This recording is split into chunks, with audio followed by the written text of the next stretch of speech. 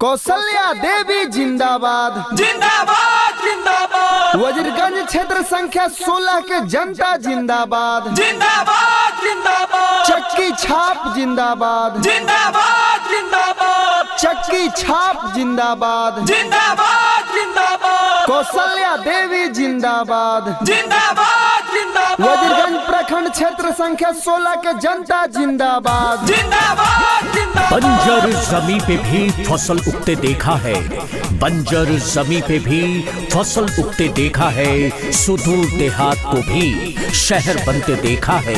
आग के लपटों की बात कौन कहे, आग के लपटों की बात कौन कहे, हमने चिंगारी को भी अंगार बनते देखा है, अंगार बनते देखा है। आई चुनाव तनी सोच के विचार के बटन दबैया एक बार हो, बटन दबैया एक बार हो।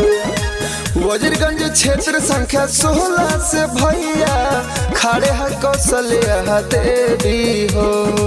होई विकास जवन लागल बाटे आस हम कहिले हथवा जोड़े, चाची जिला पार्षद बनई है बटन चक्की छापर सभे तू दबई है, चाची जिला पार्षद बनई है बटन चक्की छापर सभे कोई दबई है, चाची अब की विजयी करई है।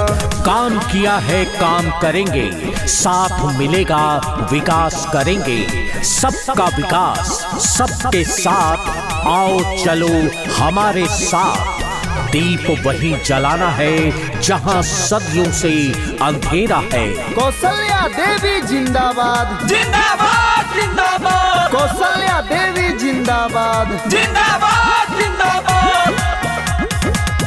बनब जनता के सेवकवा मिली सबका के हकवा, हाथ जोड़ी के कहिला माथे रख दीना हथवा, माथे रख दीना हथवा। बनब जनता के सेवकवा मिली सबका के हकवा, हाथ जोड़ी के कहिला माथे रख दीना हथवा।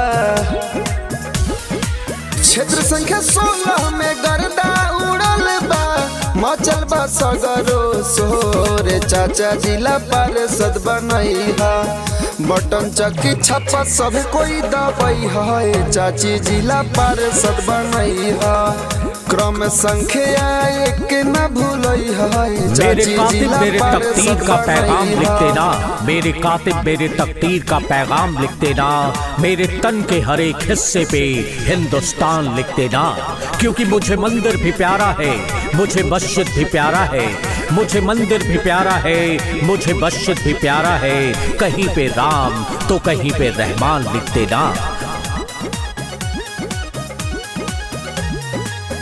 जनी बतिया भूलई है, वोट सभे देवे आई है, जिला पार्षद बनई है, रुपया पना बिकई है, रुपया पना बिकई है। जन बतिया भूलई है, वोट सभे देवे आई है, जिला पार्षद बनई है, रुपया पना बिकई है।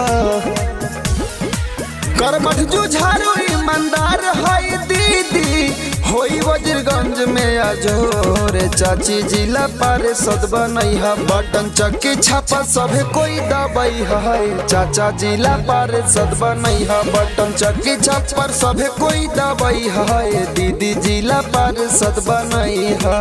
कौशल्या देवी जिंदाबाद जिंदाबाद जिंदाबाद। वजीरगंज क्षेत्र संख्या 16 के जनता जिंदाबाद जिंदाबाद जिंदाबाद। चक्की छाप जिंदाबाद जिंदाबाद जिंदाबाद। चक्की छाप जिंदाबाद जिंदाबाद जिंदाबाद। कौशल्या देवी जिंदाबाद जिंदाबाद जिंदाबाद। वजीरगंज प्रखंड क्षेत्र संख्या 16 के जनता जिंदाबाद जिंदाबाद।